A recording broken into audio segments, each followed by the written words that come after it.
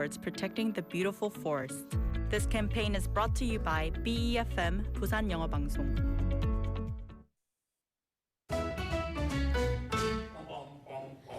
Want to be a friend of BFM 부산영어방송? You can chat with BFM through our Kakao Talk service. You can share your messages and photos through Kakao Talk, and you can easily become BFM's Kakao friend by searching BFM through the Find a Friend option.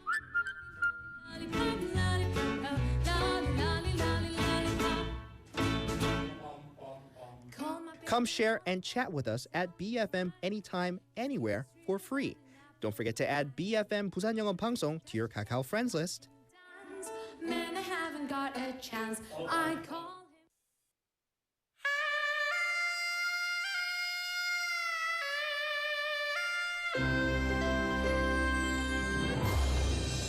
The time is now 7 o'clock.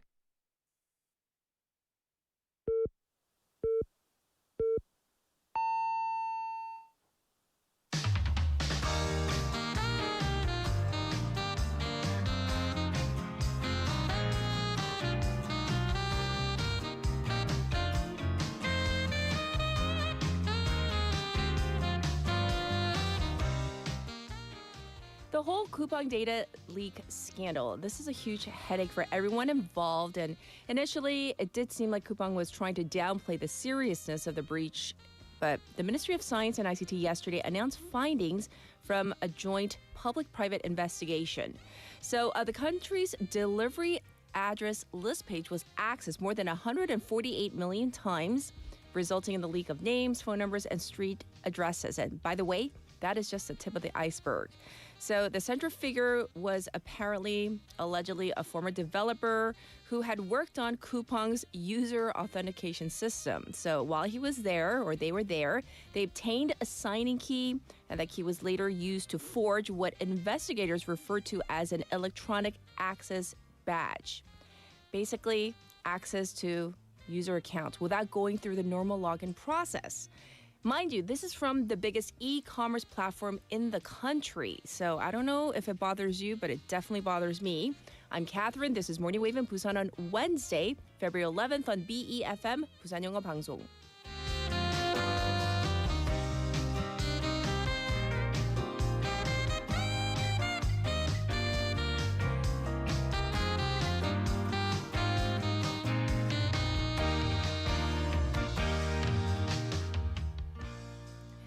Good morning, Wavers. Welcome to the program. I hope you're all doing well. So what day is it? It's already Wednesday. It is hump day already. And a major story that we are following, leaving the whole Coupang story aside, we'll talk about it in news a little bit. A major story we've been following is over the impending reform of the Retail Industry Act, which would allow essentially for large supermarket chains to do early morning deliveries. This has been welcomed by these retail franchises, but there's also been criticism from not only small businesses, but also from consumers and experts about whether these large franchises have been doing enough to survive in the last decade. Experts say that for the last 10 years, these large supermarkets have used government regulation as a shield from innovating despite having the resources to do so. And they say that faltering sales have to do with these large retailers not responding quickly enough to the evolving needs of the consumers. For example, single-person households account for 35% of all households here in Korea. And they prefer to shop without having to drive somewhere and to buy in smaller portions. They don't need those warehouse portions. You know what I'm talking about. And most of these large retail chains tend to be on the outskirts of town, selling in bulk once again. So convenience stores have become an alternative, offering smaller portions and a variety of pre-made meals and expanding their presence in the retail industry. And experts say that these grocery stores have failed to capitalize on providing a unique in-person experience they could have, like other grocery chains from other countries have done so. Some point to the American chain Trader Joe's, Germany's Aldi, Japan's Don Quixote, that are not only popular among domestic shoppers, but they've become like really popular almost souvenir shops for travelers. With this, the concern is that without reforms or innovations, allowing these large chains to do early morning deliveries won't lead to the industry actually expanding, but cutting off or cutting into the profits of small businesses. The advent of e-commerce has been a shock for the retail industry. But are the behemoth chains too stuck in their own ways? Are they set in their ways? And shouldn't they be innovating and catering to our needs? Because we are the consumers, right? Well, that is our opening. And now it is time for our text topic. Are you ready? What do you do to stimulate your brain? So this is a morning show, family-friendly show. What do you do to stimulate your brain? 내가 뇌 자극을 위해서 하는 것은 I'll give you some choices. Things like maybe puzzle, 그런 거 하세요? 큐브? Oh, I've been stuck on this block game on my phone. And to the person that introduced me to this game, I hate you because it's so addictive.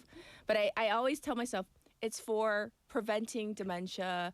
You know, it's to keep my brain active is what I tell myself. 퍼즐, 큐브, 학습지 하는 어른들도 있습니다. 카드 game, what do you do to stimulate your brain? And sleep is not one of them. Doom scrolling, not one of them. So whatever it is, let me know. Send in your responses to BFM's live stream, live chat on YouTube. Go to the YouTube platform and type in BEFM 부산영어방송 to find our channel, subscribe, log in, and chat with our other waivers. From your phone, pound 9050, shop 9050. That's going to cost you 100 won. Also, you can reach me for free on Kakao.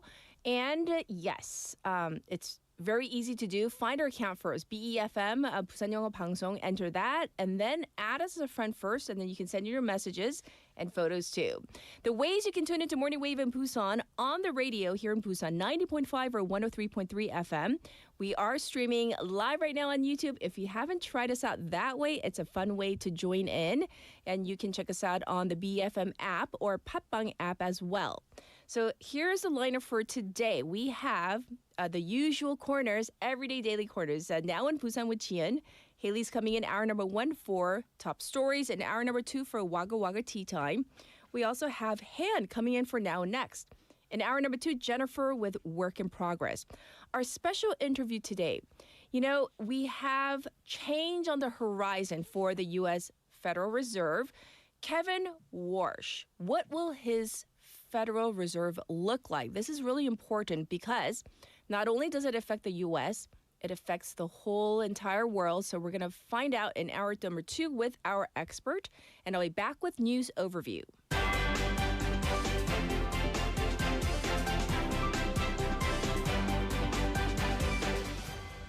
It is now 7:07 and this is News Overview. DP to suspend merger talks with minor party until after election.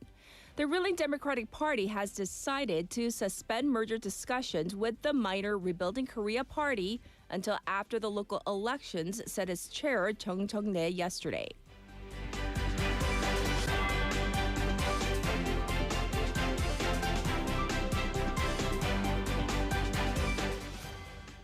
Joint probe finds 33.6 million leaks in Coupang data breach. A joint public-private probe into Coupang's massive data breach confirmed that over 33.6 million accounts have been exposed, suggesting the company may have sought to play down the incident.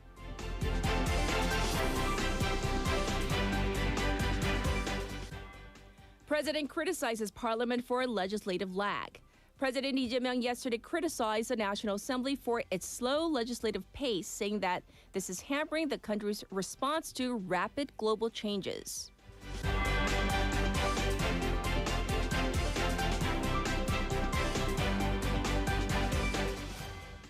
Sampyo chair acquitted in first SAPA case. Sampyo Group chairman Jung Do-won has been acquitted in the country's first trial under Serious Accidents Punishment Act known as SAPA or SAPA charges linked to a deadly quarry landslide that killed 3 people in 2022.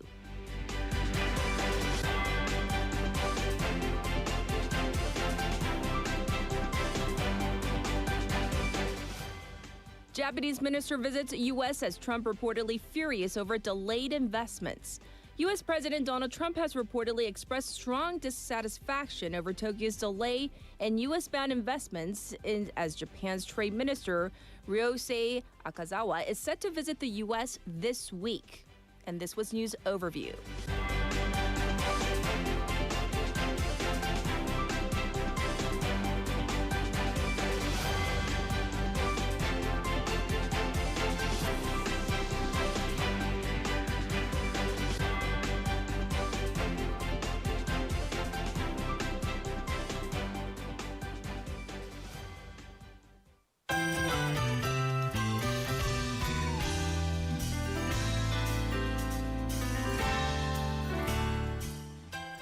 It's time for Down Busan. We have Jian in the studio. Let's get our local news from her. Hello, good morning. Good morning. I hope you're doing well. I am. Thank you for asking. Yes, well, I do want to know, what do you do to stimulate your brain?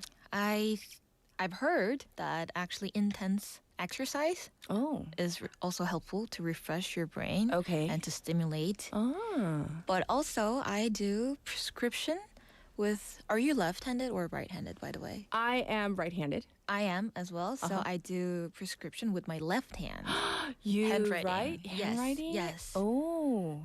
What- That must be really stimulating because you got to concentrate. Right. Mm. While not using a phone because I really have to focus on Right, making it right. right. No.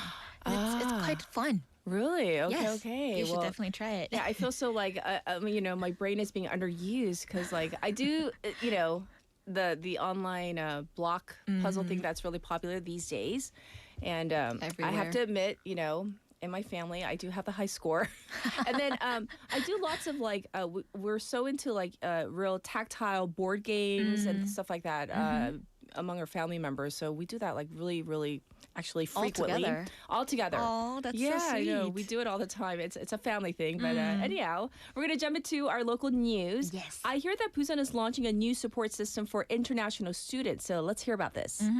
Busan City held an opening ceremony yesterday on the 10th for an integrated support hub that will oversee assistance for international students.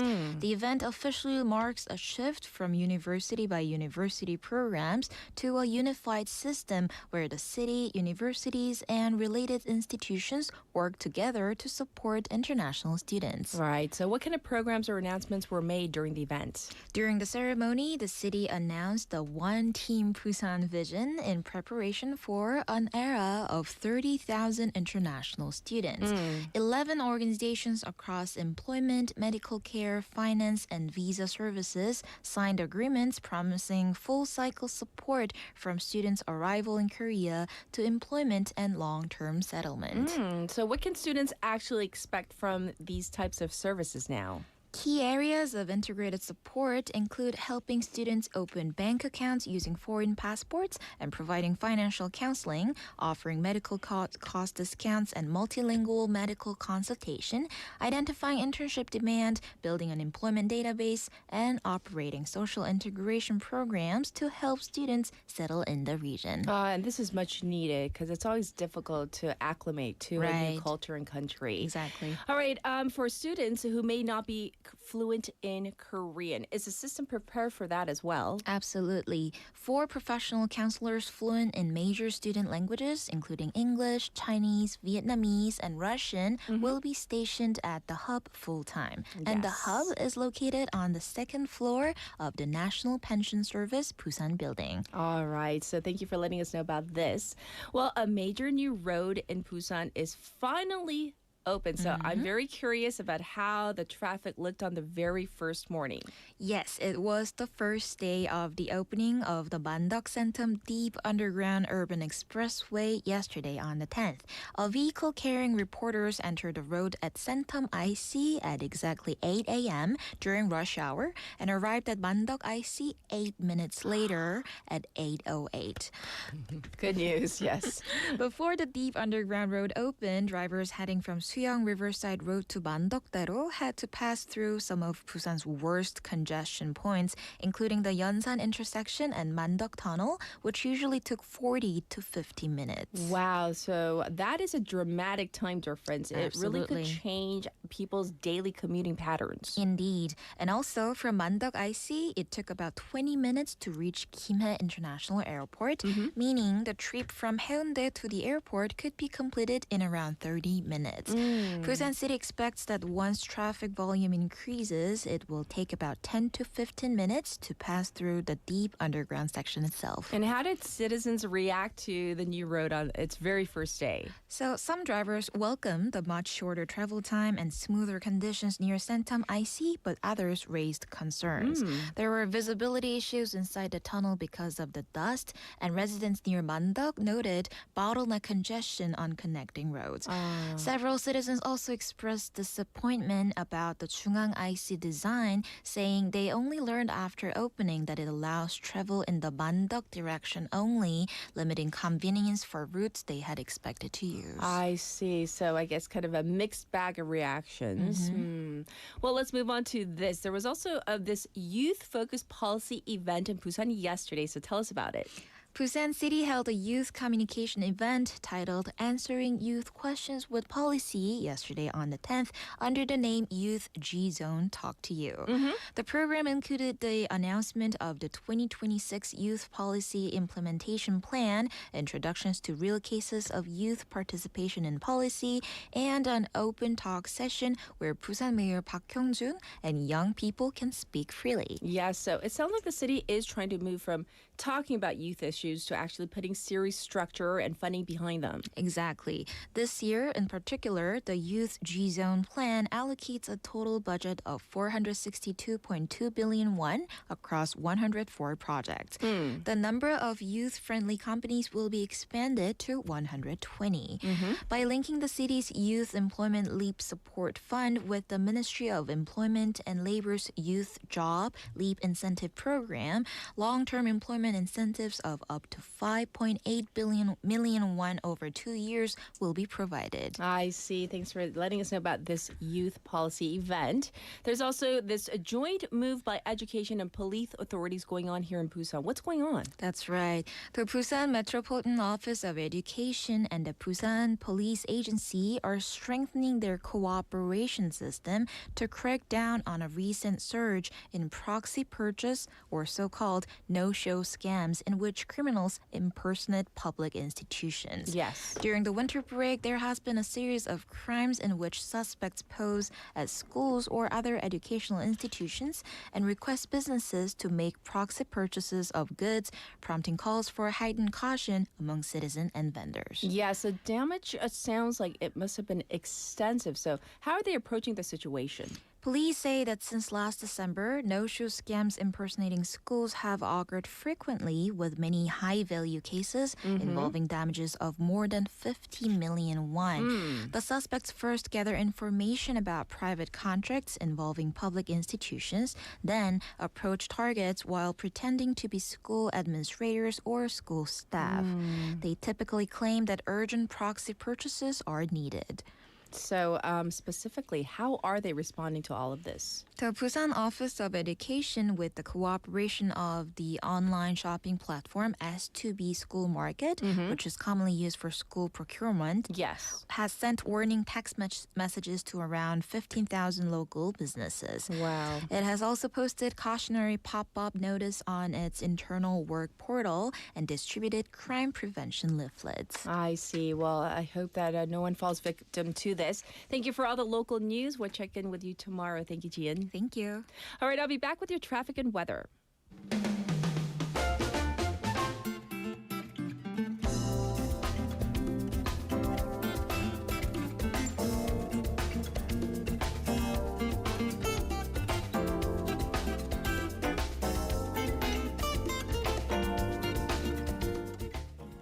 It's time for your traffic report. First up, let's talk about the congestion on Mandokdaero from Sukdong to Deokjeon intersection.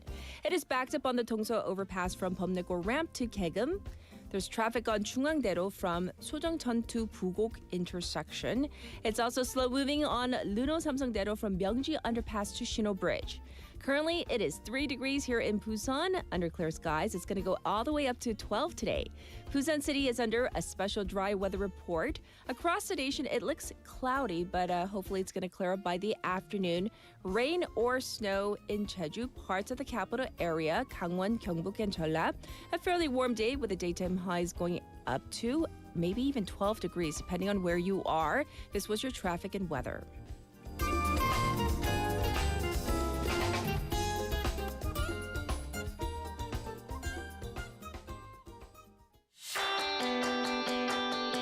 Korea Broadcast Advertising Corporation, KOBACO, supports your broadcast advertising production costs. This program is open to innovative small and medium-sized enterprises, offering up to 45 million won for TV ads and 3 million won for radio ads. Applications are open from January 22nd to February 23rd at 6 p.m.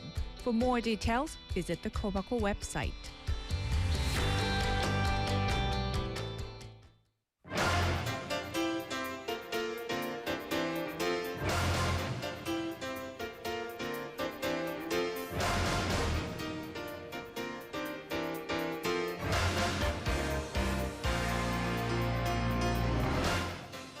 It's time for Top Stories. We have Haley in the studio. Good morning. Good morning. How are you? Pretty well, pretty well. Yes. How are you? A little tired. Oh, yeah? From all the Olympics watching? No, not just that. I had an unexpected excursion. Oh, yeah. Can I tell that story? It's such Please do. hilarious. To me, it was hilarious. Okay, so I told you guys, we were dropping our girls off at the train station at the Sinhaeundaeyeok. We're so happy it opened up. Mm-hmm. We didn't realize it's like literally, it stops for like a minute and then it leaves. So we were helping them with their carrier. 캐리어를 올리고, 우리 딸들 잘 가라 했는데. and then, we didn't realize I was hugging my daughter, and then I felt like 어지럼증. It felt a little dizzy. It's like, why is the ground moving? And then I realized the train is moving. And With we're on you a train guys to on Seoul, it. dressed in sweats. So it was just instinctive reflex. I wasn't trying to like 버려 my husband. I was roommate 버리려고 한 게 아니라 I instinctively ran to try to open the exit. Thinking stupidly that I could jump off. No, wrong. Wrong answer. Safety measures in place. Thank you, KTX, right? It was shut. And so what we ended up doing is we had to, we paid the extra toll, got off at the next station, which was Ulsan. In Ulsan. So for those of you who... What an excursion. You took a little road trip. So we were there for 2 hours waiting for the next train. What you guys do? It's 2 hours it's not, you can't just like sit on the that station, platform. lovely, nice, clean. All they have is like a ramen little corner, snack corner. Right. So we had ramen and a little bit of kimbap. We waited, got our K donuts. Sure. Got some jellies. Waited for the next train and came back. You made it back. You're back in Busan. So yeah, that was just not a great moment. Yeah, but I mean, a little note for I think anyone. Yes. The KTX and I think all the train, they leave without like actually telling you, hey, we're leaving. I had no idea. And it leaves mostly on the time, dot. Like on if the it's dot. like 4 o'clock, it's not 4 o'clock and 23 seconds. Apparently it's not. like when it turns from 59 to 0. So yeah. The funniest thing, we were like in our slippers and like in our sweats. Because you're gonna walk back to your car. But It's anyhow. so funny. So what do you do to keep your brain fresh aside from like train jumping? Right. Yes. As Sion said, working out, running, reading. Yes. And then I try to keep a reading journal, but I do find that physically handwriting things, Yes. that's really, it does stimulate a different part of your brain. We hear like a over there. Yeah, because she kept trying to convince me yesterday as we were talking Okay. about the topic. She's What like, is it? like shorts, watching shorts, that stimulates. I'm like, no, you're literally killing your brain. killing You're your brain killing your cells. brain cells. Yes. Yeah. That's so a no. Hard no. Big no. Okay, so we're going to jump into our top stories. Do we have a final say on what the new med school admissions quota is going to be? We do. So Okay. the Health Ministry held its 7th Health and Medical Services Policy Deliberation Committee meeting and decided to add an average of 668 spots to the medical school quota each year. And this will be only for non-Seoul medical schools. So this will also be done in phases. So we're not going to just add 668 immediately this year. And that's, of course, to ease the burden on the schools. So for this next academic year, 2027, there will be 490 extra spots added for a total of 3,547 spots available across medical schools. The following 2 years, 613 each year to 3,671 spots. All right. Then public medical schools and regional medical schools will be established in a few years to add more to that? Right. So by the year 2030, these two medical schools will take 100 incoming freshmen each, ultimately adding 830 more students to that quota. Yes. Again, though, that's by 2030. So students who enter via these extra spots will be regional doctors, meaning Yes. they will get government sponsorships or scholarships during their med school years, and then after they graduate, be required to work in pretty much public regional hospitals for 10 years. Yes, yes. How has the response been to this announcement? Right. So the biggest question is whether the respective doctors' organizations will be on board or, worst case scenario, launch collective action walkouts again. So the Korea Medical Association, the KMA, is not on board, at least yet. It declared its regrets and urged normalization of medical education first before adding on extra students. Right. So the KMA's chair, Kim Tae-gu, who is also a member of the Health and Medical Services Policy Committee, he actually boycotted the final vote yesterday. Also, patients groups not very happy with it on the opposite side because this figure is lower than the estimated demand that had been drawn up by the committee. So they're saying this is a compromise. It doesn't fulfill the patient's needs. I see. And next, this is what I covered in the opening because we have specific figures on the extent of the Coupang personal information data breach. And it is extensive. So the Science and the ICT Ministry announced the tentative results to the joint public-private investigation, confirming that 33,670,000 cases of Yes. personal information were leaked from Coupang's logs. And when we're looking at individual cases, pieces of information, we're looking at 150 million. So this includes, as you said, the user's name, email, shipping address, and even the common entry code, entryway passcode, the 공동 현관문 비번. So the investigation team concluded that the suspect, a former employee, was a developer who was in charge of user verification systems for Right. Coupang's backup system. Within that, he found a vulnerability or vulnerabilities within the server, tested possibilities of attacks, and basically, allegedly, set off to leaking the information from April 14th of last year. It is unclear, though, whether any of that information was sent to an external cloud. It has been reported that the suspect is a Chinese national. However, the investigation team yesterday did not identify his nationality, saying that that's actually within the realm of a police investigation. So what did the team say about Coupang's responsibilities? Right. So according to the joint team, Coupang did not realize access to user information had happened without normal logins, nor that there was a massive information leak as it was happening. Coupang also allegedly waited 2 days to report the leak, and the authorities will impose penalties, financial penalties for this. Yes. And the ministry will also request that Coupang come up with follow-up measures to prevent this, and that is due within this month. Yes, yes, of course. Continuation of the story. But let's go to another story we've been covering, the whole Bithumb 620,000 Bitcoins fiasco. And so this is now come under this, like, it's now a full-blown investigation, right? It is, right. So the Financial Supervisory Service, the FSS, has officially launched a full investigation, has moved on from a probe or an inspection Yes. into Bithumb over this mistaken reward of 620,000 Bitcoins.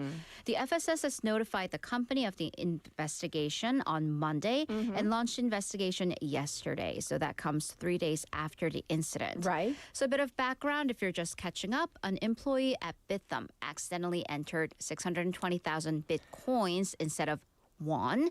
And this, though, raised issues with the verification system, how that massive amount could go on with just one click, how the platform was also be able to send its bitcoins that it didn't have, it didn't possess.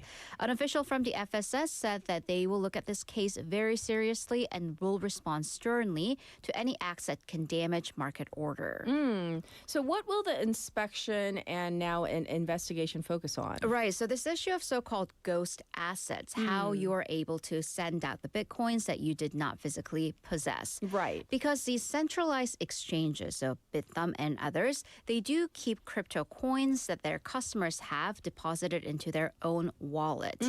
But then it turns out whenever sales are made, they actually don't record it immediately onto the blockchain, but rather into their own books, so their own accounting. So it's called 장부거래 in Korean. Right. And according to the latest records, and that's from the third quarter of last year, Bithumb had in its possession 42,000 bitcoins, nowhere near 620,000. Okay. And the company just owns 175 by itself, rest deposited from customer. So according to industry insiders, at most right now, Bithumb is estimated to have been in possession of 46,000 bitcoins, about 14 times lower than the amount it sent out. Right. So assuming this is all true, what kind of laws could Bithumb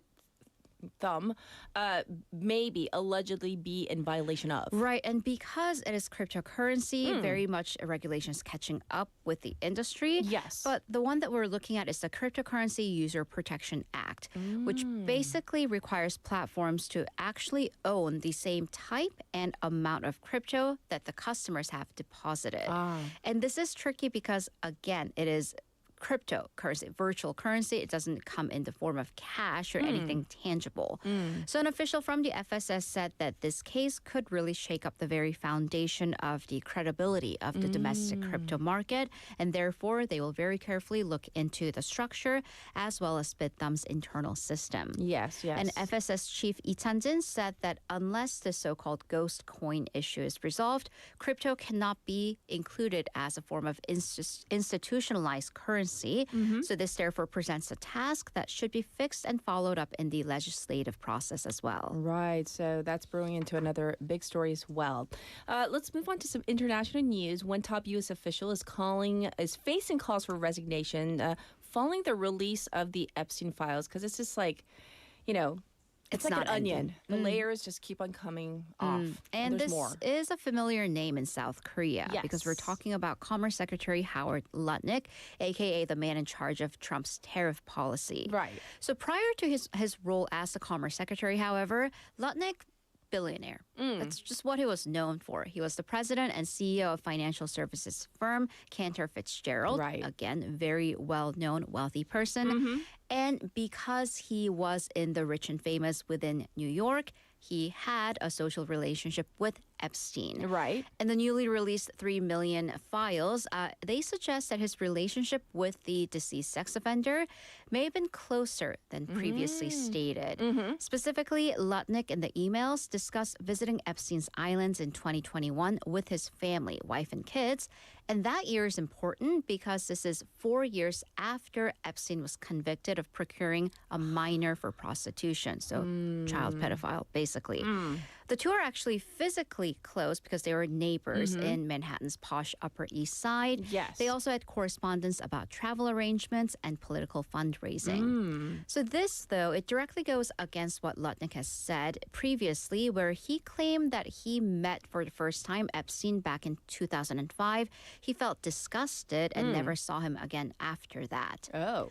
Also, the New York Times reported that Lutnick's name appears about 250 times on the Epstein documents. Again, though, one's name being mentioned does not immediately implicate guilt. Yes, and of course, basically everybody trying to distance themselves from this figure. With this, though, calls for his resignations, they've been mounting. Right. So, of course, Democrats have been on this ramping up the rhetoric in the Senate, raising questions about his judgment and ethics, calling for immediate resignation. But a real blow has been coming from his own, the Republican Party. Okay. So Kentucky Representative Thomas Massie called for Lutnick's resignation, saying that Lutnick has a lot to answer for, and it would be easiest for the Trump administration for him to just resign. But for the time being, it seems like the White House is standing beside Lutnick.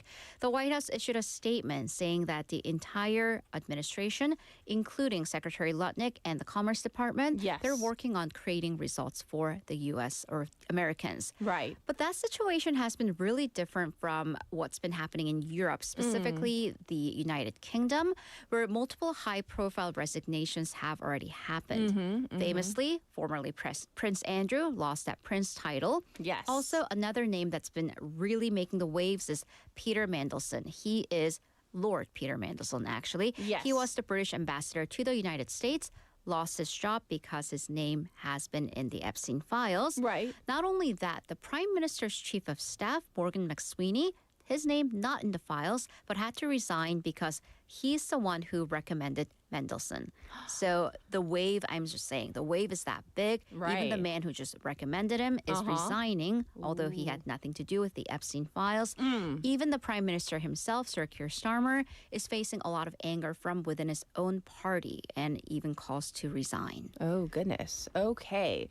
Well, we're going to end with updates from the Olympics. Have you guys been watching? Yeah, I have because thankfully, well, the short track was actually during the evening and it was not at 4 a.m. So, though, disappointing race for the mixed teams relay in short track. Right. So the team consisting of 최민정, 김길리, 임종원, and Hwang Daeun, they failed to make it to the finals. So that's because in the semifinals of the mixed relay, Kim Gil-lee, she fell as a U.S. skater actually crashed into her, pushing her, ramming her into the fence Right. after she fell. So South Korea ended up placing in 6th place. But individuals rounds is still ahead.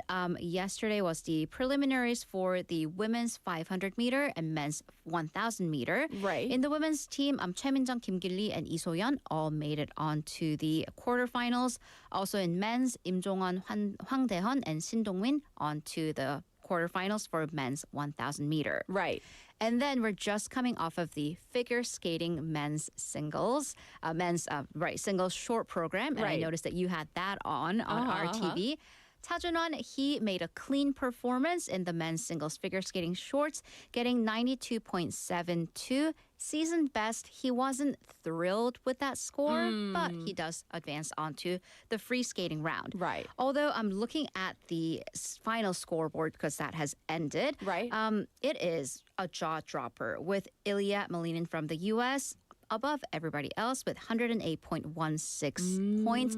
He is the quad king. Yes. And he did the whole backflip, which is finally back after decades of being banned. Also, Japan's Yuma Kagiyama, 103.07 points. And then in top 3, Adam Xiao Himfa from France, another over 100 points, 102.55. I see. Well, we still have the free skate, so we'll We see what do. happens. You just never know with all those quads. And of course, we wish everyone the best. But of course, Team Korea, let's go. All right, we're going to call it a wrap for top stories. We'll check in with you in hour number 2. Thank you, Haley. See you in a bit. And let's get to a song. Hopefully, it'll make you happier because that's the title of the song by Marshmello and Bastille. Lately, I've been thinking, I want you to be happier. I want you to be happier. When the morning comes and we see what we've become. In the cold light of day, we're a flame in the wind, not the fire that we begun. Every argument, every word we can't take back. 'Cause with all that has happened, I think that we both know the way that the story ends.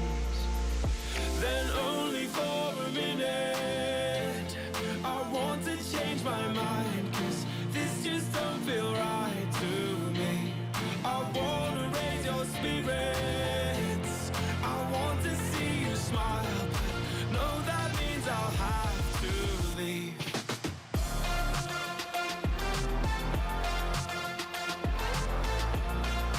No, that means I'll have to leave.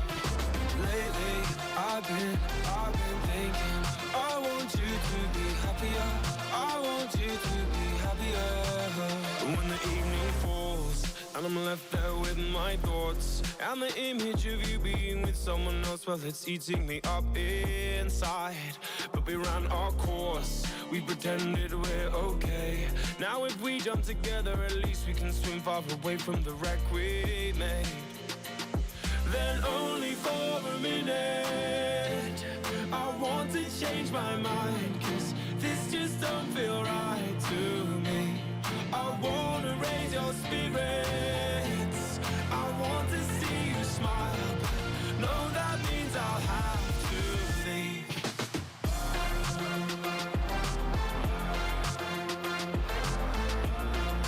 No, that means I'll have to leave. Lately, I've been thinking, I want you to be happier, I want you to be happier. So I'll go, I will go. So I'll go, I will go. Lately, I've been thinking, I want you to be happier, I want you to be happier. Even though I might not like this, I think that you'll be happier, I want you to be happier. Then only for a minute, I want to change my mind, 'cause this just don't feel right to me. I wanna raise your spirits, I want to see you smile. No, that means I'll have to leave.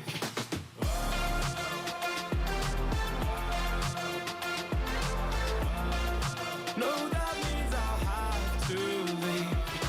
Lately, I've been thinking, I want you to be happier, I want you to be happier. So I'll go, I will go.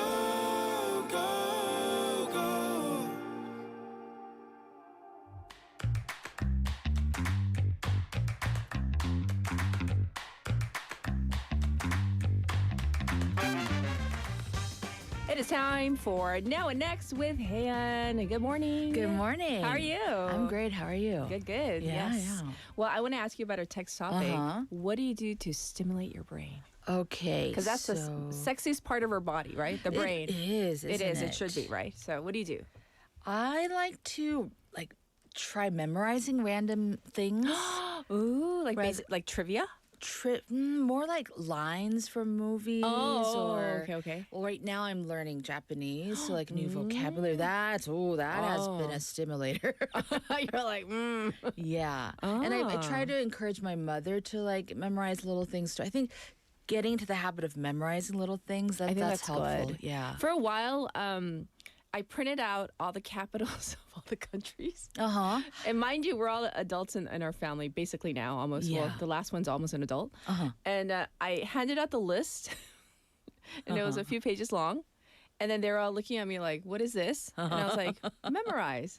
Because at our next major holiday, we're going to have a little competition. Wait, so we have a little deck of cards that Yes. has that. Right. So we played that on. We're going to play that next week. See? I'm Matching the capital with the country. See, we're not the only one. in my Yeah, family. it's I like. fun. Make it Okay. fun. Yes. Well, what do you have for us for Now and Next? Okay, so this weekend we have Valentine's Day coming up. That's right. So I thought we'd talk about some recent trends of Valentine's Day, or rather, Ooh. the anti-trends. Oh, really? Because, Yeah. if you didn't say it, I've been so busy with personal family stuff, I completely forgot. Yeah, and this time it overlaps with the Lunar New Year, start Yes, of the Lunar New yes. Year holiday. So I thought we'd start with a quick history Okay. of Valentine's Day. Sure. Excuse me. So Valentine's Day may have roots in an ancient Roman festival, a fertility festival, where they practiced these symbolic rituals to improve women's fertility. Right. And then Christianity came in and they layered on Saint Valentine to Christianize these pagan festivals. Yes. Then in 1913, that was when the greeting cards company Hallmark comes into the picture. Hallmark. And then since then, February 14th, Yes. quickly became all about red hearts and roses and at times obligatory gift giving.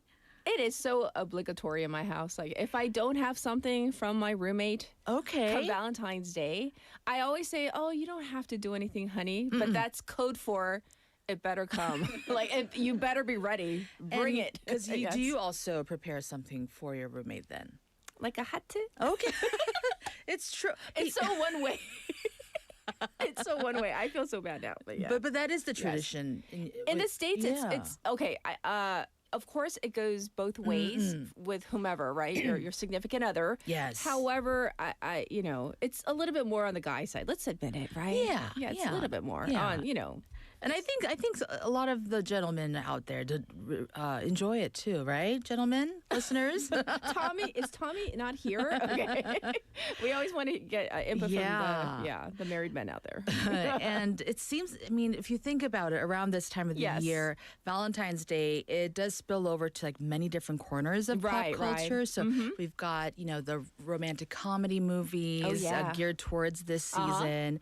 There's also Galentine's Day. I love Galentine's. Can you Me explain? too. Yes, Galentine's Day is for gal pals. Yes. So women who are single and who, think that this day should be enjoyed by, single women too. As well, as just So- a group of friends getting together.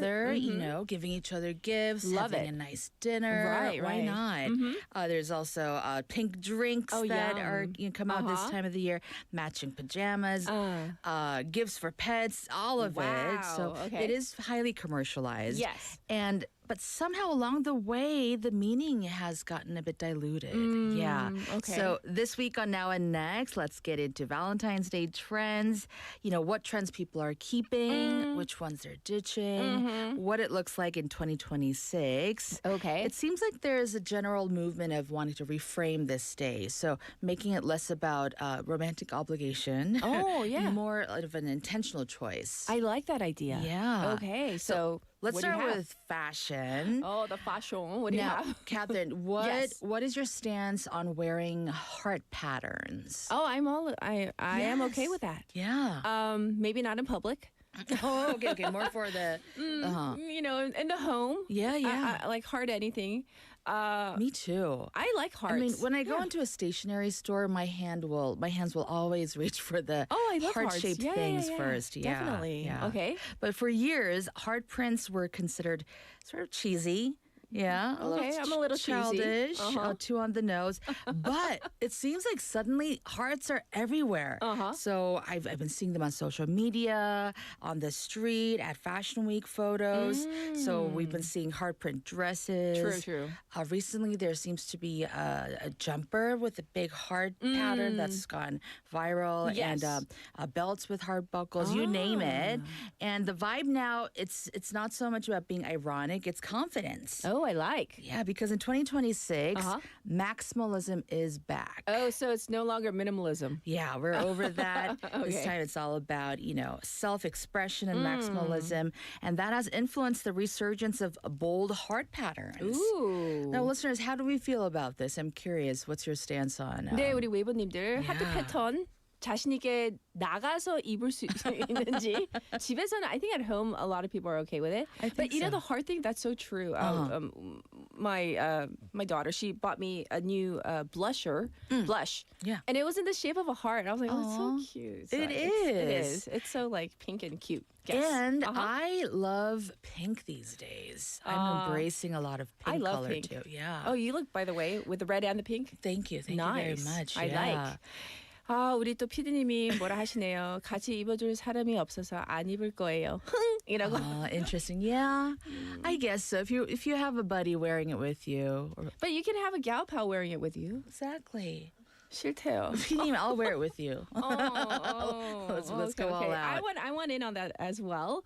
Well, okay. when you mentioned blush, this Yes. is so I want to talk about beauty trends. Ooh, okay. So I mean, on Valentine's Day, I 네. think like wearing a nice red lip, that's always a classic, but that can be a little predictable. So instead, people are playing with draped blush these days. Oh, what is Have you heard draped of that? blush? What is that? So it's using the blush apparently a little higher on the cheekbones to give a more like sculpted, lifted look, and so that it drapes your face, kind of blending it almost with your eyes. Okay. Yeah, so that's very in right now. And bold colorful eye makeup. That's always nice for this time of the year. Sure. And iridescent glossy texture. And lip stains apparently are having a moment. Okay. Yeah. I don't use a lot of makeup, so Right. I feel like I'm talking about dinosaurs saying these things. Like, this is the drape blush. Yes. That's the trend right now. Yeah. I know. And the thing is, look at how much blush I have on. It looks on the nice. camera. Nothing. Yeah. but that Right. it still translates into, Right. But giving- it's so in person, like after morning wake, I'm always like toning it down. I see. Because I get to school and the kids are always like, "Oh, your blush is. Oh, there you go." Yeah, that's draped- what it is. Yeah. So it's up higher, almost like draping down your cheekbones. It's Rihanna. She can do That's no wrong. true. That's true. Yeah, she's an icon. Oh, that's a gorgeous photo. Yeah, it is. Yeah. Right. So, do you have any plans, whether it's with gal pals or a significant other for Valentine's Day? Yeah, you know what? I like to get desserts for friends, like desserts that remind me of them. So I like to get a little particular. Oh, really? And specific. So I'm gonna go shopping for some desserts. That's later so this nice. week. Yeah. Desserts for friends? Yeah, Oh, but like specific ones. not just like generic ones, but like trying to be like, okay, you are like a chocolate person, like you are gummy bears, that type of thing. I like. Yeah. Okay. Well, Valentine's Day, dinner is a thing, right? For especially couples Sure. or friends. Do you usually go out on that day with your we try to avoid the day of because everybody's so we That's try to do true. it before. Yeah, that's Or smart. even a day after, I don't mind. But to me, as long as it's like he didn't forget, he purposely chose a later day to Yeah. avoid all the congestion Yes, of all the yes. couples and people out on Valentine's Day. Yeah. So, are people still going out for dinner? Yes, but less Okay, so. okay, So less so. people are thinking more like you guys. So they're trying to pass on the crowded restaurants, right. the long waits, and so because the emotions can run very high on on the day of. So instead, people are ordering in or cooking at home more and more. Nice. Also, going out on a random weekday instead, when Right. reservations are easier. So the new mindset seems to be that we don't need to prove our love Right. by suffering through bad logistics. Yeah. I like that idea. Yeah. What's there to prove? Really? It's I like. think, but when I was younger and when I was, when I had a partner, I think that I felt like I had to be out and to no, I get show it. the community that I That I am with someone. I have a significant other. No, I get it. I get it. yeah. What about in terms of the gifting? Okay, so gifting, also there's a shift there because there's a growing fatigue around, let's be honest, meaningless Valentine's gifts. The stuff that looks romantic but really says nothing about like who you actually are.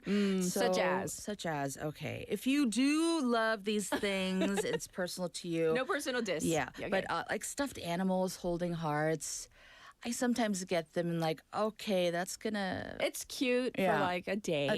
and then it's gonna go back in the closet. Right. Or very generic chocolate boxes. They do sometimes end up in the drawer, or sometimes get thrown away. Oh, no. So more people are asking, why are we stressing over gifts that we don't even want? Oh, no. Is it like, do people want cash? Is that what it is? People either want cash or the big trend now is, you guys remember the Miley Cyrus song Flowers? Oh, yeah. I love that song. There's that line, I can buy myself flowers. That's true. So people are, going for buying things for themselves. I like. Which I love. Love yourself, right? Yeah. So, we don't have to wait for other people to get us gifts. We know exactly what we want, our Yes. taste. But this shift has deeper roots, and this is where I want to talk a bit about chocolate. Okay. What do you have? So chocolate wasn't originally supposed to be a romantic gift. Okay. In ancient Mesoamerican cultures, cacao was considered powerful and sacred. Cacao being the raw plant Yes. ingredient for chocolate. So it was consumed by nobles, warriors, and elite women. And at the time, it wasn't sweetened yet. Right. So it would be mixed with chili and spices.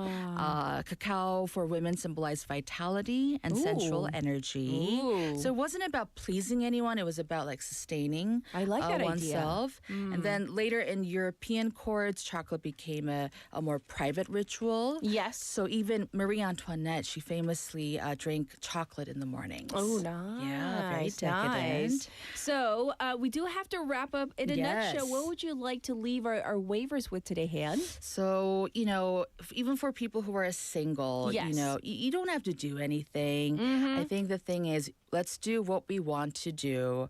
And, the culture seems to be growing up a little, less performative. Yes. Less pressure. So, but Valentine's Day is still here. So let's personalize it and customize it. Go big if you want, keep it simple if you want, or skip it if you want. I like your Yeah. choice. Do it however you want. So Yes. thank you for bringing us the trends or anti-trends for Valentine's Day. Yeah. We'll check in with you next week. Thank you, All Han. right, take care, everyone. All right, it's time to call it a wrap for hour number 1. We're going to end it with this song that Han just mentioned, Flowers by Miley Cyrus. I'll be back at 8. We were good, we were gold, kind of dream that can't be sold. We were right till we weren't, built a home and watched it burn. I didn't want to leave you, I didn't want to lie, started to cry but then remembered I can buy myself flowers, write my name in the sand, talk to myself for hours, see things you don't understand. I can take myself dancing, and I can hold my own head. Yeah, I can love me better than you can. Can love me better, I can love me better, baby. Can love me better, I can love me better. Paint my nails cherry red, match the roses that you laid. No remorse, no regret, I forgive every word you say. Ooh, I didn't want to leave, babe, I didn't want to fight, started to cry but then remembered I can buy myself flowers, write my name in the sand, talk to myself for hours, yeah, say things you don't understand. I can take myself dancing, yeah, I can hold my own head, yeah, I can love me better than you can. Can love me better, I can love me better, baby. Can love me better, I can love me better, baby. Can love me better, I can love me better, baby. Can love me better, I didn't want to leave you, I didn't want to fight, started to cry but then remembered I can buy myself flowers, write my name in the sand, talk to myself for hours.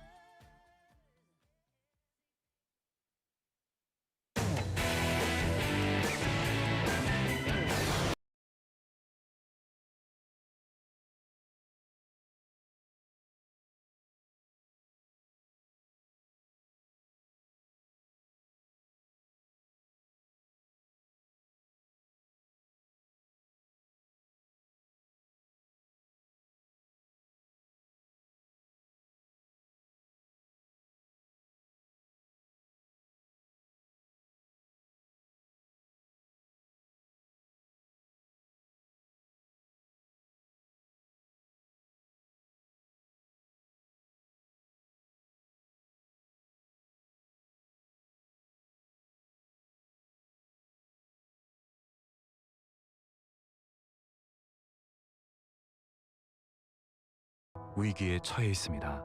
끊이지 않는 내정과 기후재난으로 대부분의 의료시설은 파괴되었고 의약품도 부족해 간단히 치료할 수 있는 질병으로 사망에 이르는 상황입니다. 바로 지금이 우리가 에티오피아에 진 빚을 갚을 때입니다. 지금 전화해주세요. 후원 문의 080-982-0119 국제구조위원회. 기업체 사장님들 아직도 직영으로 식당 운영하고 계십니까? 위탁급식과 도시락 전문기업 더 좋은 푸드에 맡겨보십시오. 운영비 절감 효과 확실합니다. 식대는 협의 후 맞춰드립니다. 지역 부산 경남 051-784-0877 051-784-0877. 혹시 지금 운전 중이신가요? 어린이 교통사고 피해자 수는 지난 3년 평균 약 9만 명. 특히 어린이 보호구역 안전 기준이 강화된 이후에도 어린이 보호구역 내 사고는 지속적으로 발생하고 있습니다. 스쿨존에서는 반드시 시속 30km 이하 서행, 스쿨존 내 불법 주정차 금지, 차량 출발 전 앞뒤 좌우 살피는 습관으로 어린이가 안전한 도시를 만듭니다. 참, 운전 중 휴대전화 사용은 모두에게 위험합니다. 우리 모두를 위한 교통안전, 나부터 실천하면 모두가 안전해집니다. 어린이가 안전하게 뛰어놀 수 있는 부산. 아이 키우기 좋은 도시는 우리 모두의 미래이자 희망입니다. 이 캠페인은 어린이가 안전한 부산을 만드는 은행, B&K 부산은행과 함께합니다.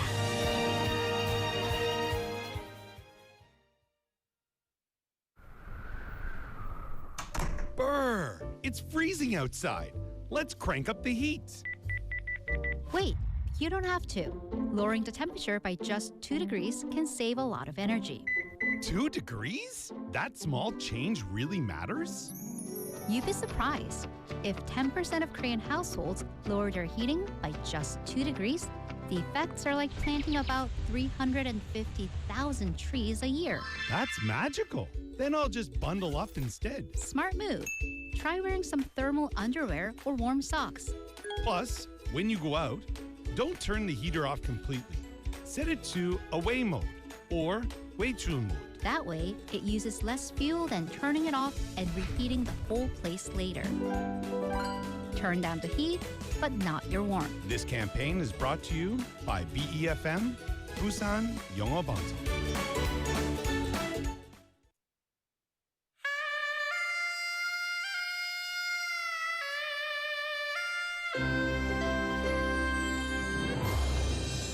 The time is now 8 o'clock.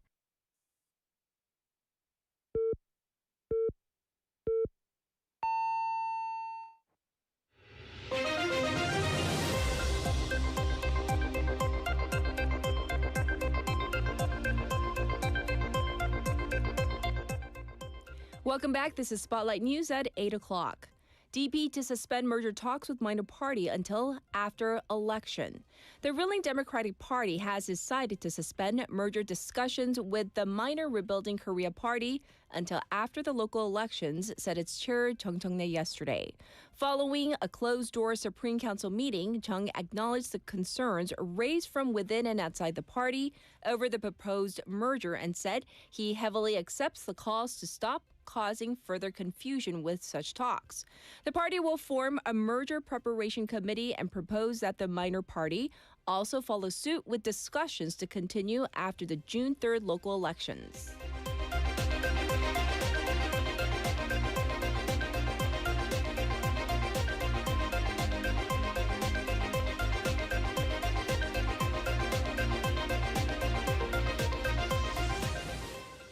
Joint Pro finds 33.6 million leaks in Coupang data breach. A joint public-private probe into Coupang's massive data breach confirmed that over 33.6 million accounts have been exposed, suggesting the company may have sought to play down the incident. The Ministry of Science and ICT said that the e-commerce giant also failed to promptly report the incident despite related regulations. The ministry said it will impose a fine on the company for the delayed report and pursue a formal investigation, stressing that the company has failed to preserve key evidence despite its earlier request.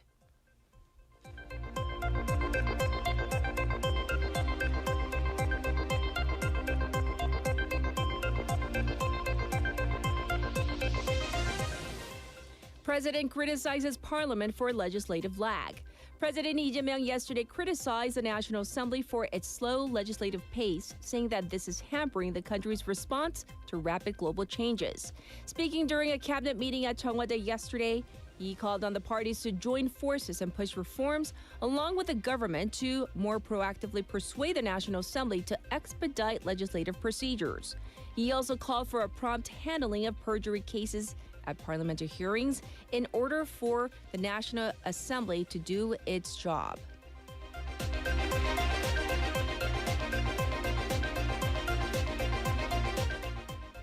Sampyo chair acquitted in first SAPA case. Sampyo Group Chairman Chung Do-won has been acquitted in the country's first trial under Serious Accidents Punishment Act, also known as SAPA or SAPA, the charges linked to a deadly quarry landslide that killed 3 people in 2022.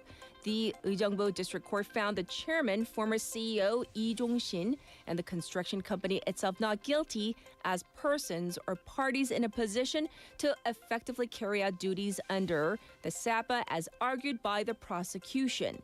The company, however, was found partially guilty of violating the Industrial Accidents Act in order to pay 100 million won in fines.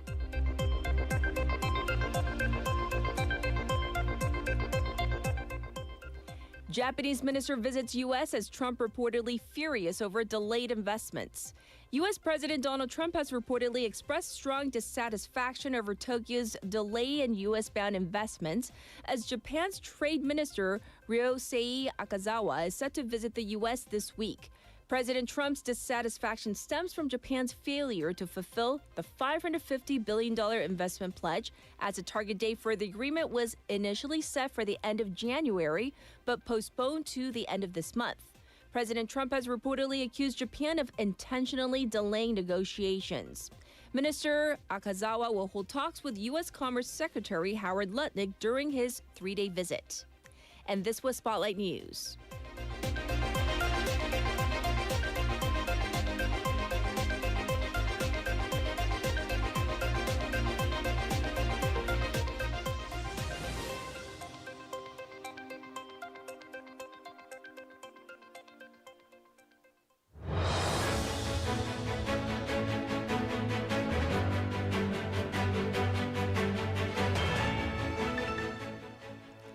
U.S. President Donald Trump nominated former Federal Reserve Governor Kevin Warsh as the next Fed chair on January 30th. By the way, this is our special interview for this Wednesday. Markets responded cautiously, underscoring how closely investigators watch leadership the leadership changes at the central bank. While Warsh is widely viewed as a respected figure in both Wall Street and academic circles, questions remain about how his leadership could shape monetary policy and market confidence. Today, we hope to gain a better understanding of who he is, so we have an expert coming on with us, Professor Eric Swanson, professor in the Economics Department at the University of California, Irvine. Hi, how are you, Professor? I'm good. How are you? Great. Thanks for coming on with us. For our listeners who may not have heard of who Kevin Warsh is, could you briefly describe who he is, maybe his career path, so we have a better understanding? So he's not a professional economist. He's more of a Wall Street guy. He did his undergraduate work in economics and then went on to law school, got a law degree, and then worked at Morgan Stanley on Wall Street for about 7 years before going into public service in the Bush administration.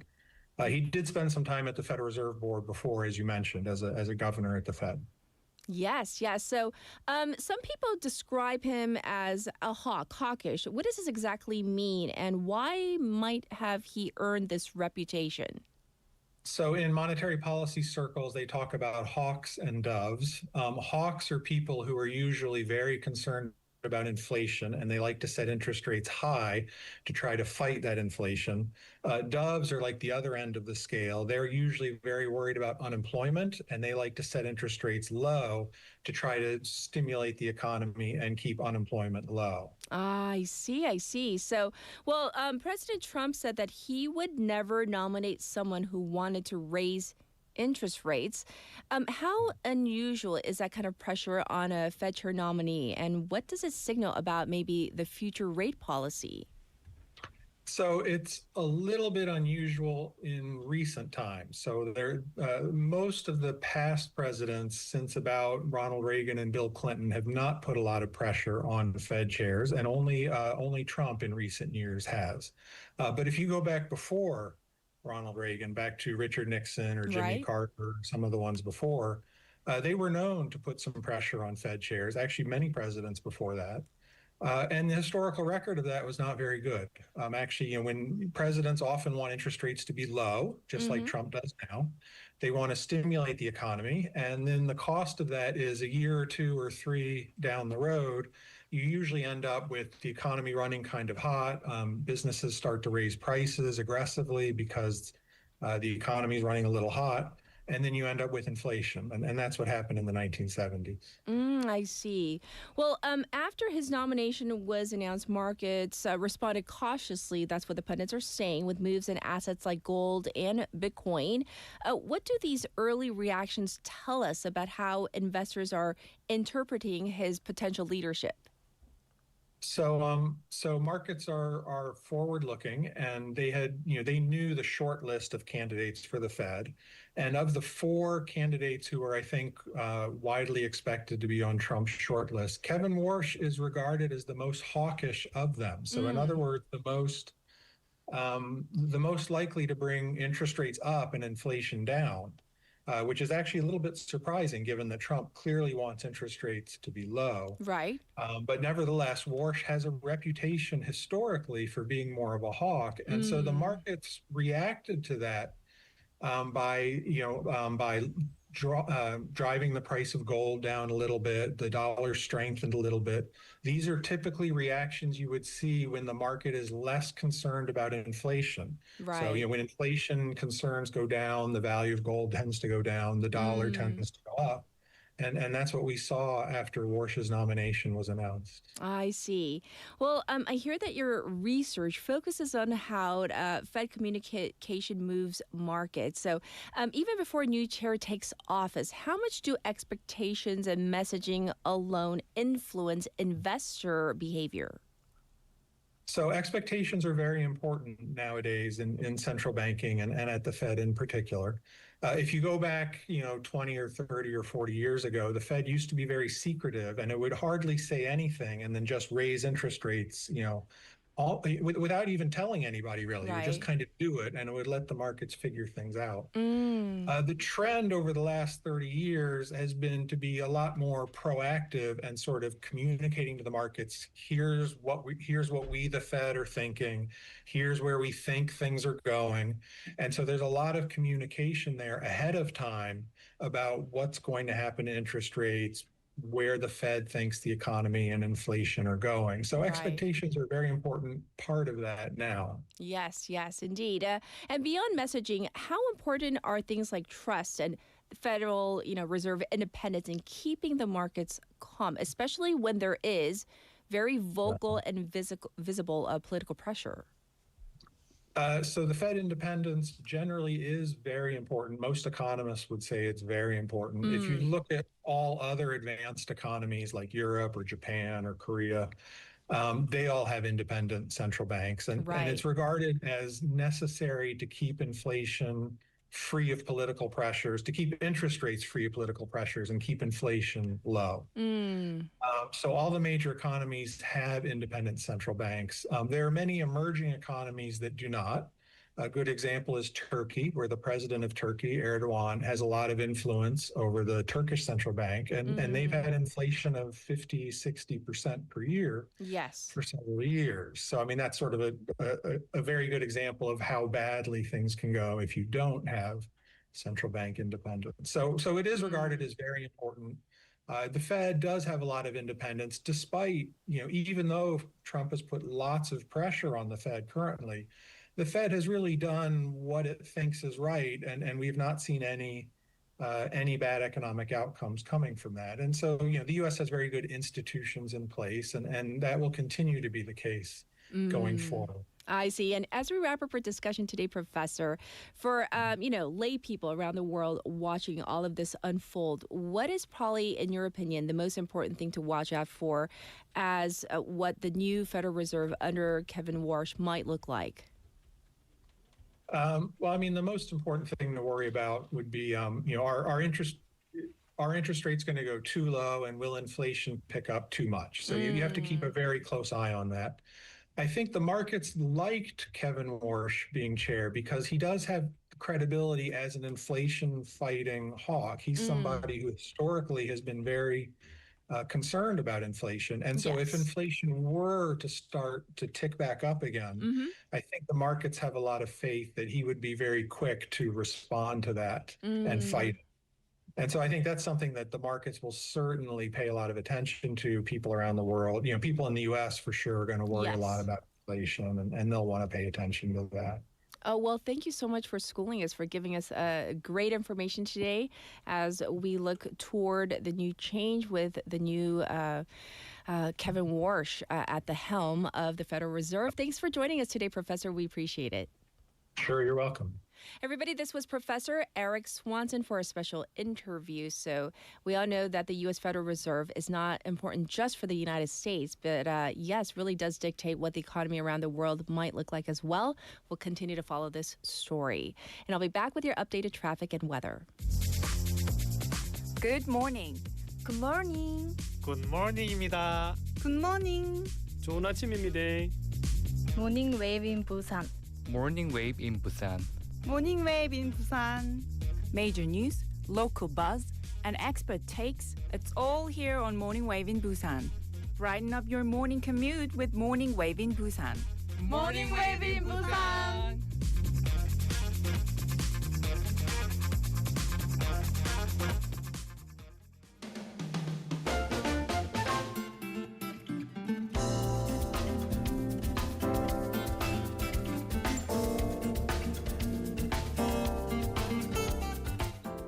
It's time for your traffic update. First up, let's talk about that accident on Suyeong-no from Millak Station to Suyeong intersection, right past the Kampo three-way intersection. You might want to avoid that area right now. There's congestion on Chungyeoldaero from Minam intersection to Mandak Tunnel number 2. There's also traffic on the Dongso overpass from Hakjang ramp to Kaegum. It's also slow on Byeonglo from Taeyeon Tunnel to Gwangan Tunnel right now. Currently, it's 3 degrees. It's going to go all the way up to 12 today. Busan City is under a special dry weather report. Bad ultrafine dust readings in some parts of the city, so you might want to mask up. Across the nation, cloudy. But it's expected to clear up by the afternoon. Rain or snow in Jeju, parts of the capital area, Gangwon, Gyeongbuk, and Jeolla. A fairly warm day with daytime highs to go up to 4 to 12 degrees today, depending on where you are. This was your traffic and weather.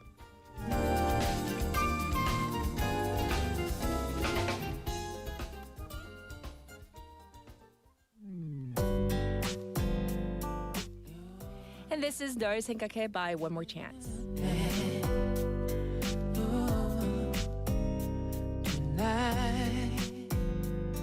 널 바래다 주는 길 내내 내가 편했다고 말하지 널 생각하지 않는다고 너는 투덜대지 언제나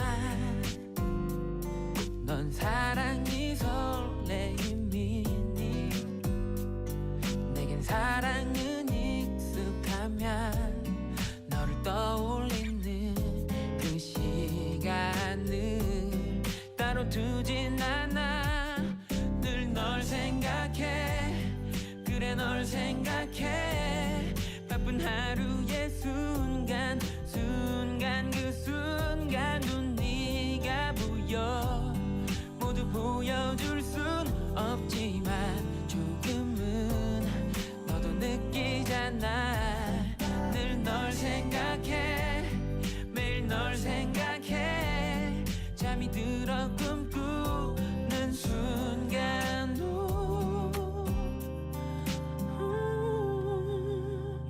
내 앞에 있는 그런 너를 생각해 기억나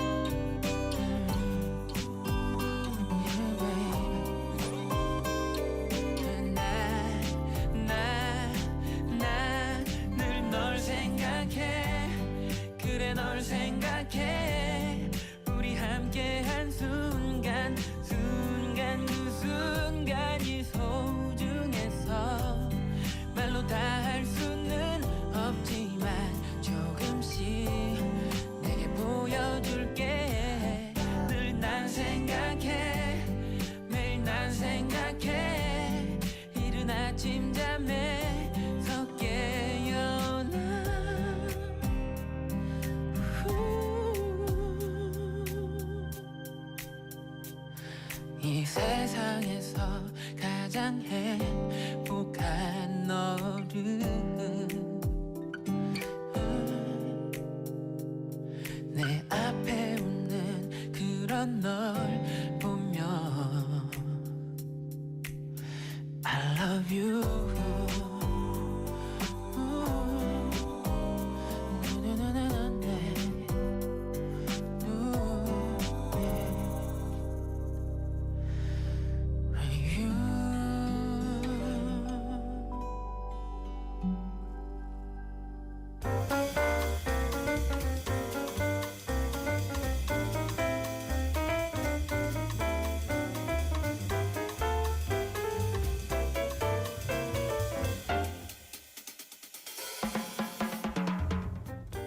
It is time for Wagga Wagga Tea Time. Guess who's back? Haley's back. Yes, yes. Well, we're going to jump into our first story. We recently talked about this elected official who was under fire, rightly so, for inappropriate comments about importing women. So apparently the controversy doesn't end there. Right, and I bring it now, but there have been opportunities sounds like the wrong word, but reasons for me to bring him up, but then we couldn't talk about him every single day. But here's like a corral of what's been happening since then. So we're talking about Kim Hee-soo, who is the county chief of Jindo. So he caused a diplomatic spat. So this got turned into a global issue with Vietnam and Sri Lanka because he, during a town hall meeting, said a potential quote-unquote solution to the region's low population could be importing women from, and he named these two countries. So Vietnamese outlets reported on this issue, and it prompted objections from the Vietnamese embassy in South Korea that was lodged to the county office in Jindo and also Jeonnam province.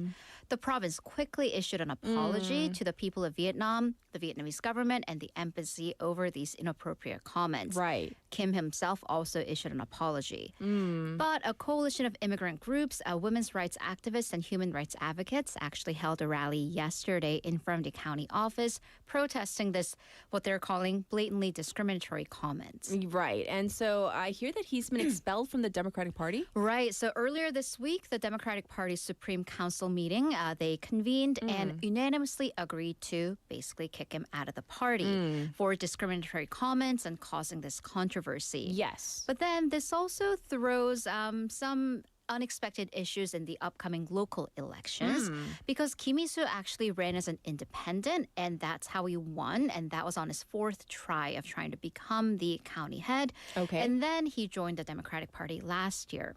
So many had speculated that he would run in the DP primaries, but then with his membership revoked, then there's a tension over whether he will run as an independent, who's going to run in the party. So we will have to see. Okay, so thanks for clarifying, I guess, a follow-up to that story. Up next, this is a case of no good deed goes unpunished, apparently. So this is a phrase of the day, if it will.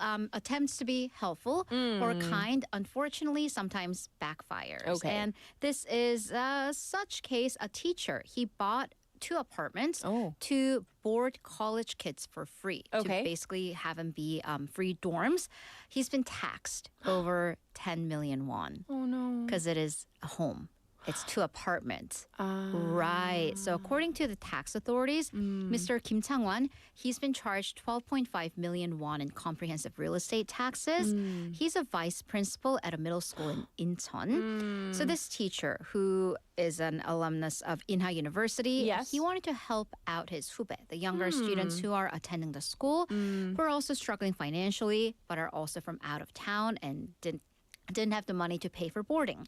So he bought 2 apartments separately in Michuhor district and basically ran them as free dorms. He also provided them with rice, and his friend donated a little each month. So it seems like a great community. Right. But because he owned 2 homes, at least 2 that we know of, we don't know the status of the home that he actually lives in, collectively appraised at 6 million won or higher, he was then subject to comprehensive real estate taxes. Oops. Well, Can there be an exception made or no? Well, he did file for a request to waive this property tax, which is the basis for the comprehensive real estate tax.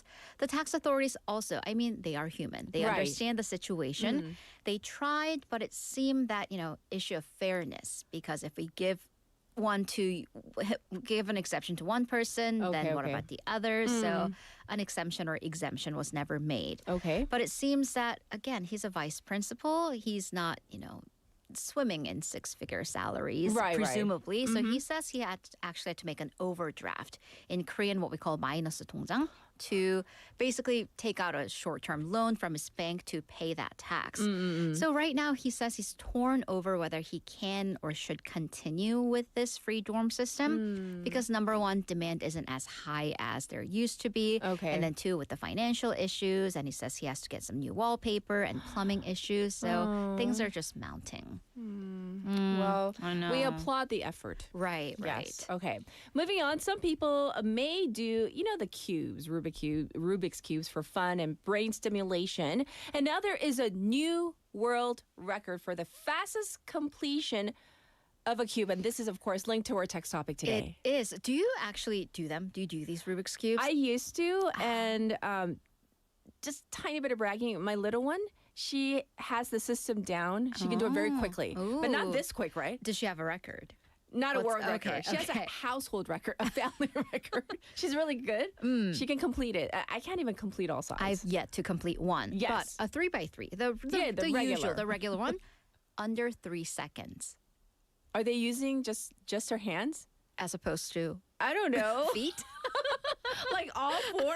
Because how do you finish that in under 3 seconds? I don't know. Again, and by the way, young? that Oh my world gosh. record holder is 9.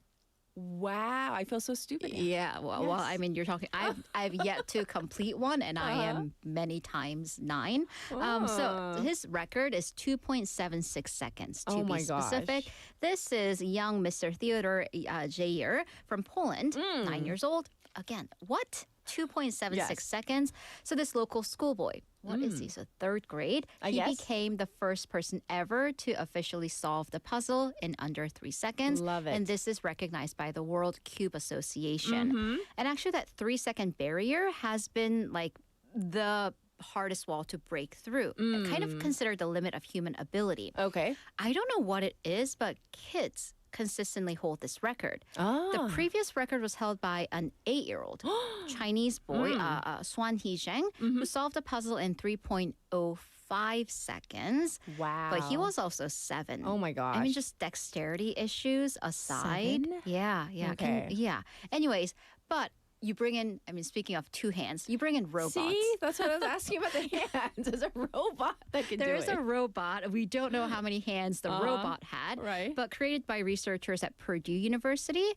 A record, but again, this is a machine 0.103, and that's been in Okay. the Guinness World Record. So we're gonna remove that. Of course. But Azader actually also has the record for a 2x2 cube, Oh. which he completed. Also almost non-human, 0.43 seconds. But that was broken by another Chinese child, Ye Zui, last year. So again, kids seem to be great at this. Right. Interestingly, Poland is like the country to go to for Rubik's Cube experts because they also have the champions in the 4x4x4 and 5x5x5 cubes. Oh my gosh. Which, yeah, Yeah. it baffles the mind. We're just jelly in there today. I'm like, honestly, maybe at one point in my life, I will be able to complete a 3x3. Not today. There is some sort of strategy. But anyhow, still, that's really quick. We need some Olympic tea. So what do you have for us? Right. So we've been covering this 37-year-old medalist, the bronze medalist from the parallel giant slalom, Yes. Mr. Kim Sang-gyum. Uh-huh. But that event, and honestly, it is the first time that I've heard of it. Yes. But it is at risk of getting canceled for the next Olympics. Okay. So parallel giant slalom, PGS, and Nordic, these Nordic combined rather, they've been approved for postponement. So they're potentially on the chopping block, and that's according to Olympics.com. Okay. So there is a recommendation by the Olympic Program Commission, and they do review this, saying to shape discipline program that is balanced, youth-focused, and cost-efficient, implying that these categories might not be. The final decision will be made after the current games when data and response from the Milano Cortina games are evaluated to see whether they move on. So why are they really trying to get rid of this event? Right. So basically, they're not crowd pleasers. They don't do well on TV. And really, the Olympics are also struggling with getting viewership and popularity and interest. So to free up space for other events, maybe things that are more flashy, like big mountain free riding, ski mountaineering, or split boarding. Okay. But then, of course, the athletes are trying to keep their sport in the Olympics. Right. Because for South Korea, this is actually the only alpine, so that's snow category that South Koreans have ever medaled in. Not only Kim Sang-yeom this year, but Lee Sang-ho back in 2018 in Pyeongchang. And what's really important is that, yes, we do want the sports to be youth-oriented. Right. But then there is something that's really moving about having older athletes do well. And when we talk about older, we're talking about people in their 30s. Right, but then they're also not 18. That's true. Right, so the 37-year-old. And the gold medalist from this year, Benjamin Carl, is 40. Right. Because giant parallel slalom requires know-how and experience. The top-ranked athlete in the World Cup, 45. Wow. So again, yes, youth-oriented, but what about the others? What about the non-youth people? Right. The non-18-year-olds, right? Exactly. All right. Well, athletes at the Olympics have to worry about a whole lot of things. Their condition, the weather. And for this Canadian, I saw the story too, her homework deadline. I mean, speaking of 18-year-olds, yes, which we do love the human aspects of the Olympics. Yes. But what kind of excuses have you, received, I guess, or given for, to maybe get an extension on homework? What's like the weirdest excuse that you've ever received from a student? Oh, I was like thinking of myself as a student. I'm like, I even went with a wisdom tooth pulled out, swollen. You gave an excuse. I didn't. Right. Oh, I've heard so many from my own students. I mean, the most bizarre ones, but nowadays students are like so kind of openly honest. Weirdly. I didn't want to. 하기 싫었어요? No, 못 일어났어요. Like for real. And I'm just like, okay. All right. And I usually have to track them down. They don't even send you a message anymore. I have to call them and be like, oh, why didn't you come to the Where final are you? exam? They're like, 못 일어났어. Oh, we're not even talking about class. We're talking about the final exam. Yeah. Interesting. All right. Well, this is a legit one. I was at the Olympics. Oh, that's a good one. Yeah, that's a good one. Yes. So Canadian figure skater Madeline Shizas, she realized that her sociology assignment, and that's her, was due last Friday. What was last Friday? The opening ceremony. Oh, that's right. Yeah. Well, she thought it was on Sunday. Mistakes happen. So she sent an email to her professor. He did not have to track her down. And she posted that on our social media. And it says, just in case you're not on our YouTube, she's basically like, my apologies. I thought it was, it was another day, but I also am at the Olympics. And she is very good. She sent even, not a doctor's note, but the Olympic press release saying proof. Like this proof. Here are the receipts. Yes. By the way, on Friday, the same day, she also finished 6th place in women's single skating short program. To the song The Lion King. Her work paid off because Canada claimed a top 5 spot to reach the team final. Right. So I am very curious. Did she get the extension? What did her professor say? She did. And I love the professor too. So there's really good rapport, it seems. So her school, McMaster University in Canada, posted on their social media the email response from the professor where he says, what a special moment. Yes, in the circumstance, an extension is perfectly fine. And he's super nice about it. Focus on the competition and basically worry about it when you get back. Okay. He's also done his homework too because he adds, by the way, the triple Lutz triple toe combo is a pretty hard move to master. But you got this. And P.S., when the professor was 10, he scored a goal in hockey, and that was challenging enough for him. Wow. And then later, the figure skater posted a photo of the professor watching her performance on TV. Aww. I love this story, the human side of the Olympics. So human. So thank you for ending on that heartwarming note. And of course, we'll check in with you tomorrow. Thank you, Haley. Have a great day. We are ready for another song break. This is Puruge by Daybreak.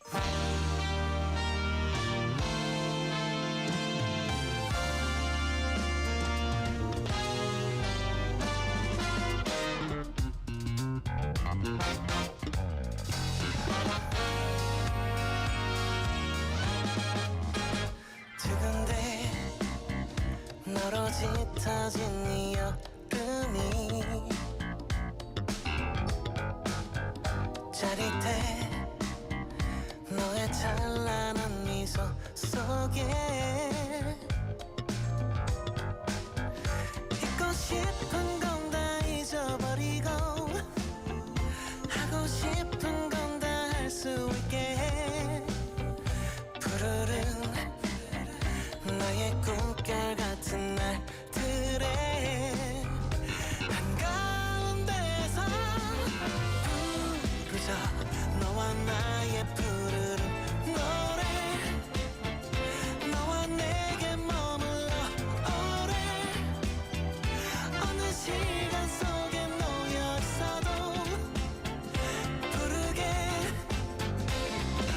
이토록 많고 많은 나날들 중에 많고 많은 사람들 중에 오직 너만이 날 활짝 피게 해 부르게 이 여름 속에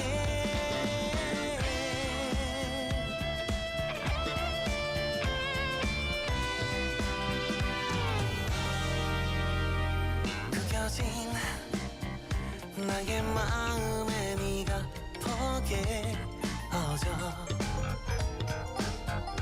점점 더 너를 닮아 펴지는 내가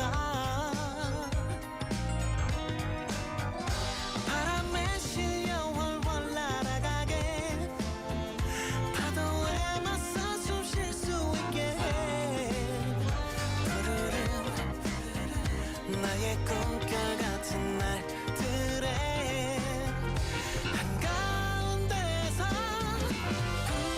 부르자 너와 나의 푸르른 노래 너와 내게 머물러 오래 어느 시간 속에 놓여 있어도 부르게 이토록 많고 많은 나날들 중에 많고 많은 사람들 중에 오직 너만이 날 활짝 피게 해 부르게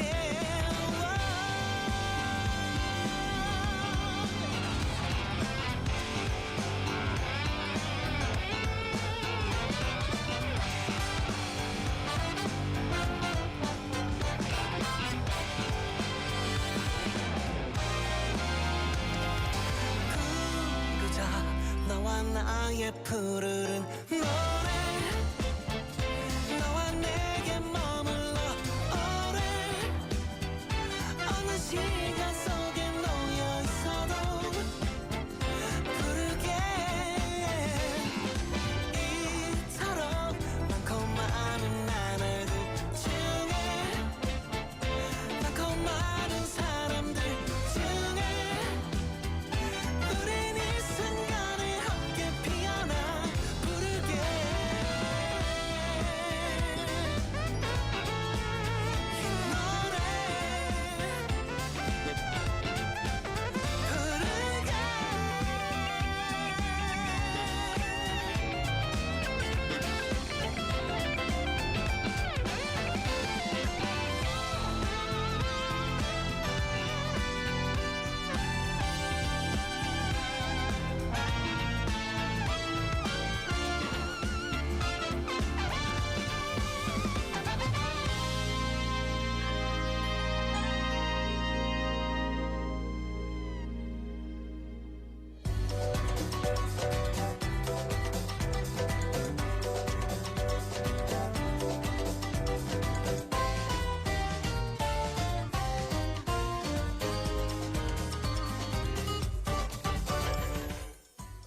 It's time for Work in Progress. We have Jennifer here. Let's say hi first. Good morning. Good morning. Yay. So our text topic today, we're asking everyone out there, is there something you do to stimulate your brain?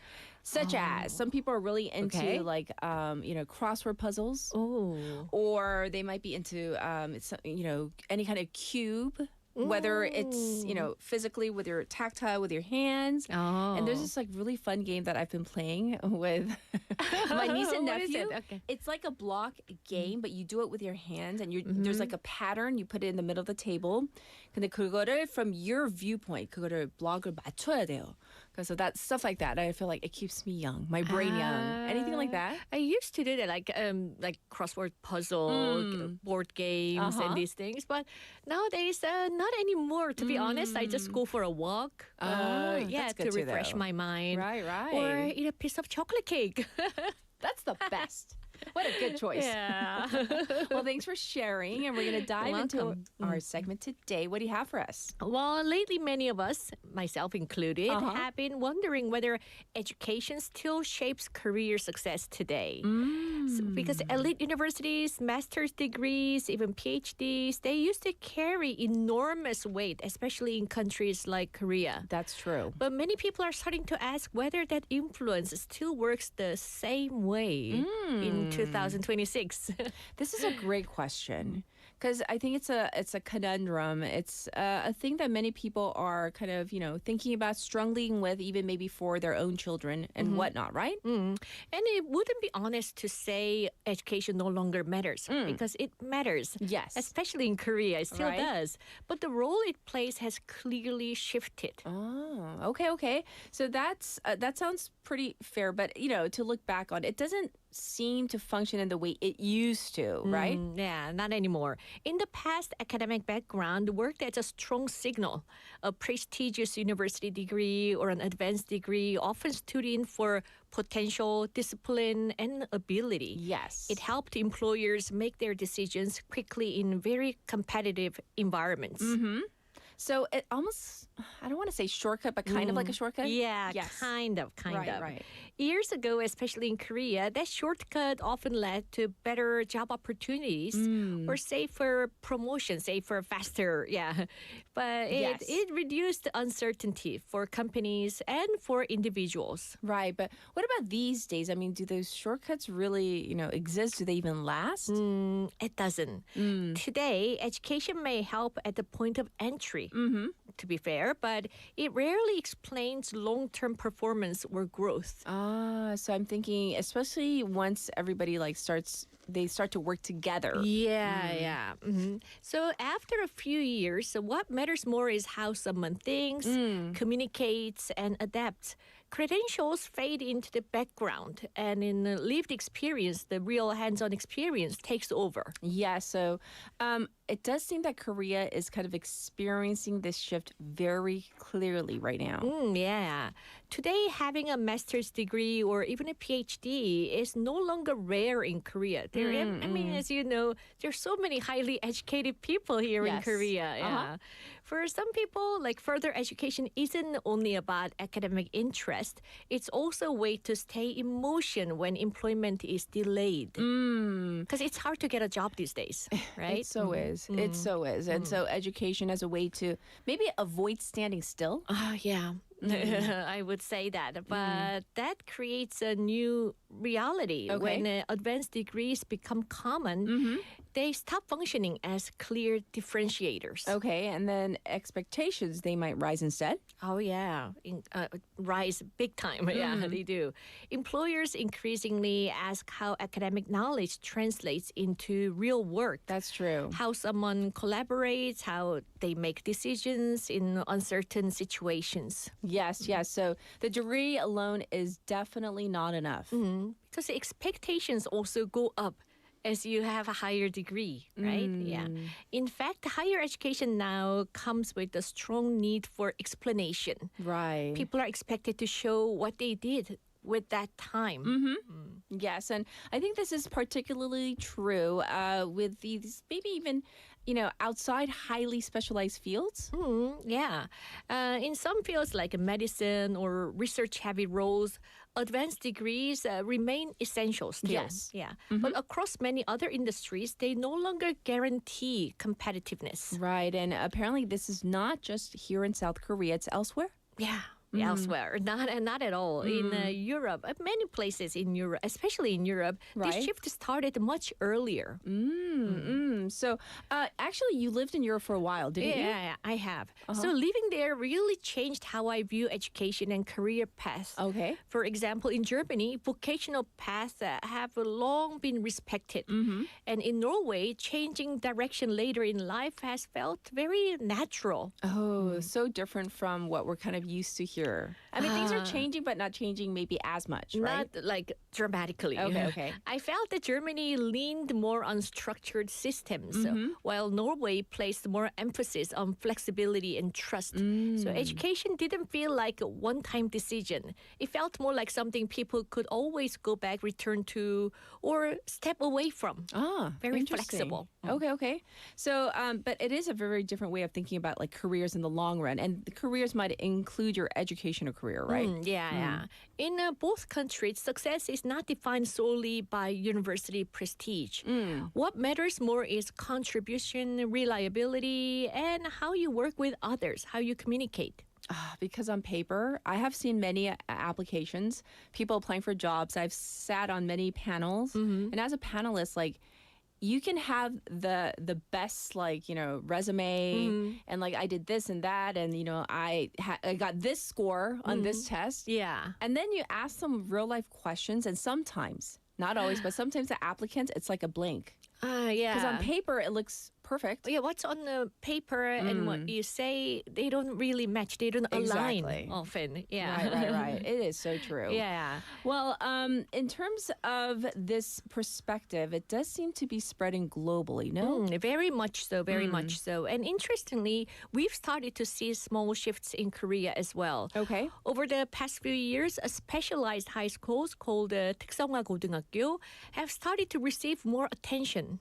Right, and more people seem to realize maybe that a university degree doesn't automatically lead to like really good employment, which may make practical skills feel more relevant again. Oh, exactly. Yeah. The perception hasn't completely changed, but it has become more positive than before. And some 특성화고, it's very hard to get in there. Yeah, it's competitive. Yeah, it's not competitive. just, More employers are paying closer attention to what people can actually do, problem solving, judgment, and collaboration, and real skills rather than credentials alone. Right, especially when it comes to things like leadership and promotion. I'm thinking, the other factors might be more important, not just your educational background. Yeah, exactly. And at higher levels, credentials matter less. Trust, consistency, and decision making over time matter more than these degrees and certifications. Right. And then, in terms of the guarantee of a diploma, that's just no longer the case, right? No guarantee. That's why we see more diverse career paths succeeding today. People without elite academic backgrounds often do very well when they can clearly demonstrate impact and reliability. Right. And Umberto commenting, some people are really good academically, but not in practical application. And I would also say, like, kind of vice versa. Maybe you don't excel in a certain kind of very structured school system, but you're hands-on, you know what you're doing, and you're very good at your craft. Yeah. Right. Yeah, I would. Yeah, I completely agree. So education hasn't necessarily disappeared, you're saying, but it's been maybe repositioned. Yeah, that's a good way to put it. Education is no longer a destination. It's one resource among many. Right. So what used to be, historically, here in Korea, traditional, like school that was it, right? That was kind of almost the full story. Yeah, it used to be like that. Yeah, and perhaps the more relevant question today is not how far did you study, but what have you learned and to do with what you have studied? Yes, that's true. And it feels like a more realistic way when we think about careers as well. I don't know how well it's kind of parlaying into the industries, but the thinking is changing. Yeah, because careers today aren't linear. They evolve, respond, and adapt. They change very quickly. Yes. And so I think the topic that you have brought us today is so fitting with the times. I mean, does everybody need to go to a 4-year university? Do you need to get that master's degree? Yeah. I would say no in this day and age. This is the question I've always been wondering myself, right? So education, careers, and success, they are still very much work in progress. That is so true, though, because I mean, you know, it really does depend, I think, on the industry, what field you're going into, and the type of person you are as well. So I hope that we can be a little bit more open-minded, though, to others as well. I hope so, too. Well, thank you for bringing us a real topic today for Work in Progress. We'll check in with you next week. See you next week. Bye-bye. All right, everybody, this was Jennifer. And before I let you go today, I do want to remind you that, you know, the weather does seem warmer, but we're still going through a very dry spell. So what that means is we need to be extra careful when we are out and about. Make sure that we don't bring any open flames, that we are not inadvertently adding to the risk of wildfire during this dry winter season. So I certainly hope that you have a beautiful Wednesday. And I always want to give credit where credit is due. So thank you to our producer, Cho Ye-ji. We have our writers, Haley Suh, Sue Kim. I'm your host, Catherine. I'll be back to do it all over again tomorrow. Final song is 칵테일 사랑. This is by 옥상 달빛. Wishing you a beautiful day. Bye, everybody.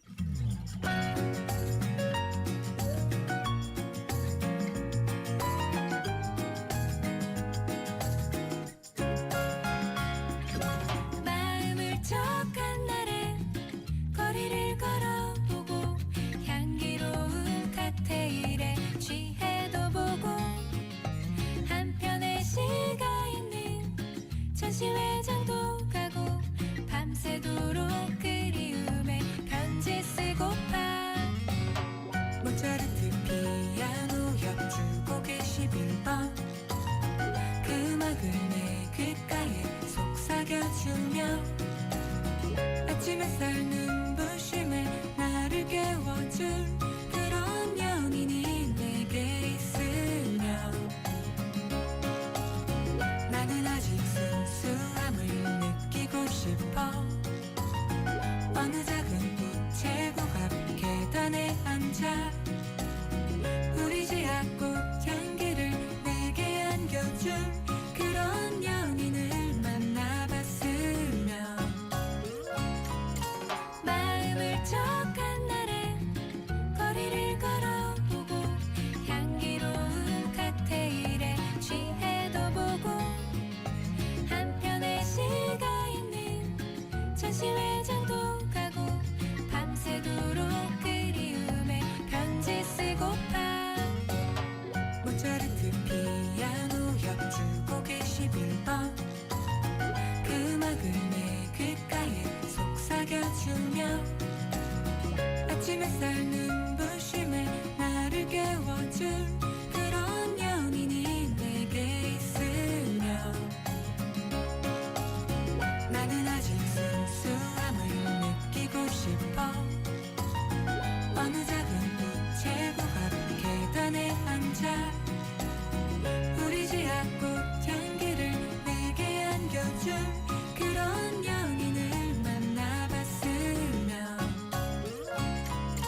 마음을 척한 날에 거리를 걸어보고 향기로운 칵테일에 취해도 보고 한편의 시가 있는 전시회장도 가고 밤새도록 그리움에 편지 쓰고파 창밖에는 우란 비가 내리고 있어 내 마음도 급이 따라 우울해지네 누가 내게 눈부신 사랑을 가져줄까 이 세상은 나로 인해 아름다운데 마음을 척한 날에 거리를 걸어보고 향기로운 칵테일에 취해도 보고 한편의 시가 있는 전시회장도